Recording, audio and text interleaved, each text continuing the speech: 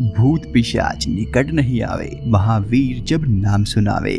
श्री तुलसीदास जी द्वारा लिखी गई हनुमान चालीसा में आपने यह पंक्तियां जरूर पढ़ी होंगी और आपने बहुत बार यह भी सुना होगा कि जब भी किसी को भूत पिशाच या फिर बुरी आत्माएं तंग करती हैं, तो वो हनुमान जी का नाम ही लेते हैं और उनका डर मात्र हनुमान जी का नाम लेने से ही खत्म हो जाता है। हम यूं भी कह सकते हैं कि यह शैतानी आत्माएं हनुमान जी का नाम सुनते ही डरती हैं। आखिर हनुमान जी की अपार ताकत के सामने बड़े बड़े राक्षसों ने घुटने टेक दिए थे, तो भला यह बुरी आत्माएं क्या चीज है। भगवान शिव के 11वें रुद्रावतार इस पापों से भरे कलयुग में सबसे ज्यादा जागृत और साक्षात देव कहलाते हैं। ऐसा भी माना जाता है कि जहां महावीर हनुमान जी का नाम सुनाया जाता है, वहां भूत पिशाच पास भी नहीं फटक सकते। जिस भी इंसान को किसी अनजान शक्ति या भूत पिशाच आदि से डर लगता है, वह हनुमान जी का बस नाम ही जपता रहेगा तो भय मुक्त हो जाएगा।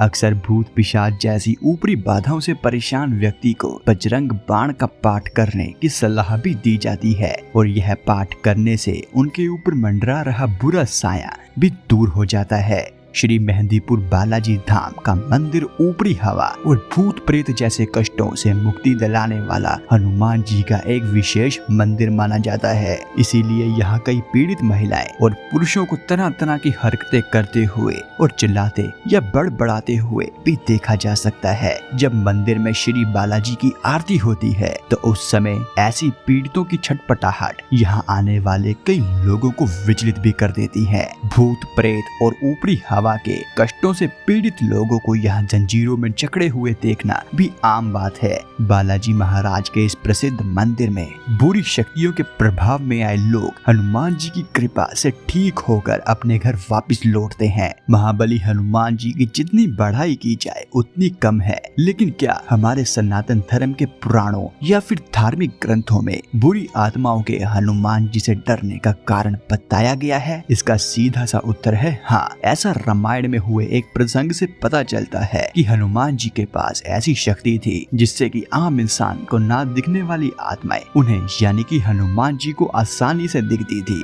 और यही कारण था कि बुरी और शैतानी आत्माएं हनुमान जी से डरती हैं। नमस्कार मित्रों, आपका ज्ञान विला YouTube चैनल में स्वागत है।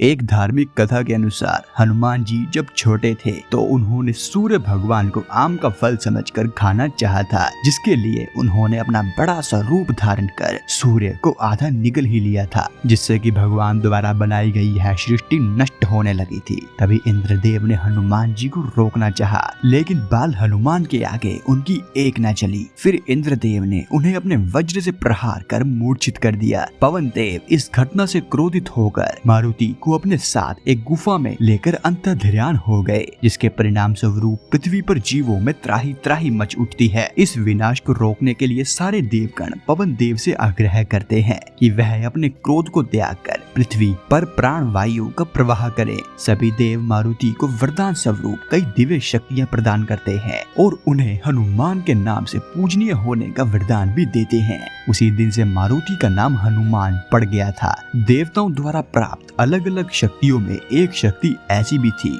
जिससे हनुमान जी मल्टीवर्स में जा सकते हैं। जी हाँ, आपने बिल्कुल सही सुना। मल्टीवर्स आज के समय की कोई नई चीज नहीं है, बल्कि इसका विवरण हमें त्रेता और द्वापर दोनों ही युगों में मिलता है। एक दिन भगवान श्री राम जान गए थे कि उनकी मृत्यु का समय हो गया है। वह जानते थे कि जो जन्म लेता है उसे मरना भी पड़ता है। यह चक्र युगों युगों से चलता आ रहा है, लेकिन मृत्यु के देवता यम अयोध्या नगरी में घुसने से डरते थे, क्योंकि उनको श्री राम के परम भक्त और उनके महल के प्रमुख प्रहरी हनुमान जी से भय लगता था। अयोध्या नगरी में यम के प्रवेश के लिए हनुमान जी को हटाना बेहद जरूरी था। इसीलिए राम जी ने अपनी अंगूठी को महल के फर्श के एक छेद में से गिरा दिया और हनुमान जी से इसे खोज कर लाने के लिए कहा। हनुमान जी ने स्वयं का स्वरूप छोटा करते हुए बिल्कुल भंवरे जैसा आकार बना लिया और केवल उस अंगूठी को ढूंढने के लिए छेद में प्रवेश कर गए। वह छेद केवल छेद नहीं था बल्कि एक सुरंग का रास्ता था जो सांपों की नगरी नागलोक तक जाता था। हनुमान जी नागों के राजा वासुकी से मिले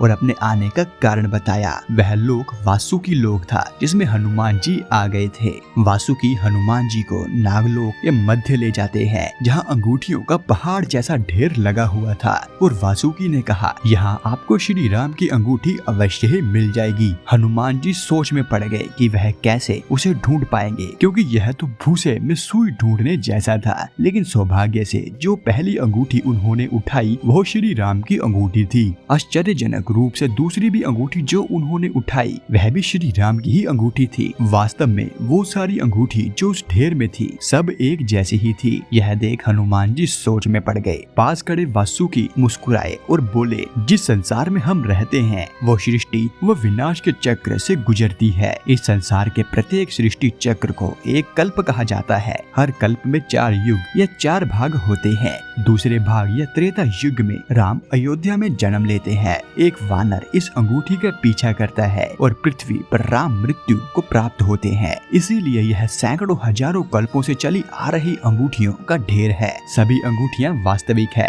अंगूठियां गिरती रही और उनके ढेर बड़े होते रहे। अब हनुमान जी जान गए थे कि उनका नागलोक में प्रवेश और अंगूठियों के पर्वत से साक्षात कोई आकस्मिक घटना नहीं थी। यह श्री राम का उनको समझाने का मार्ग था कि मृत्यु को आने से नहीं रोका जा सकता। राम मृत्यु को प्राप्त होंगे, संसार समाप्त होगा, लेकिन हमेशा की तरह संसार पुनः बनता है और राम पुनः भी जन्म लेंगे। और हनुमान जी की दूसरी दुनिया में जाने की शक्ति की वजह से ही भूत प्रेत और बुरी आत्माएं उनसे डरती हैं, क्योंकि हनुमान जी उन्हें उनके लोक में जाकर देख सकते हैं और इसी कारण भूत प्रेत आदि हनुमान जी से डरते हैं। इसी वजह से तुलसीदास जी लिखते हैं, भूत पिशाच निकट नहीं आवे, महावीर जब नाम सुनावे। अगर आप अभी तक इस वीडियो को देख रहे हैं तो कमेंट्स में जय श्री राम जरूर लिखें और ऐसे ही वीडियोस देखने के लिए चैनल को सब्सक्राइब जरूर करें। और यह वीडियो देखने के लिए आपका धन्यवाद।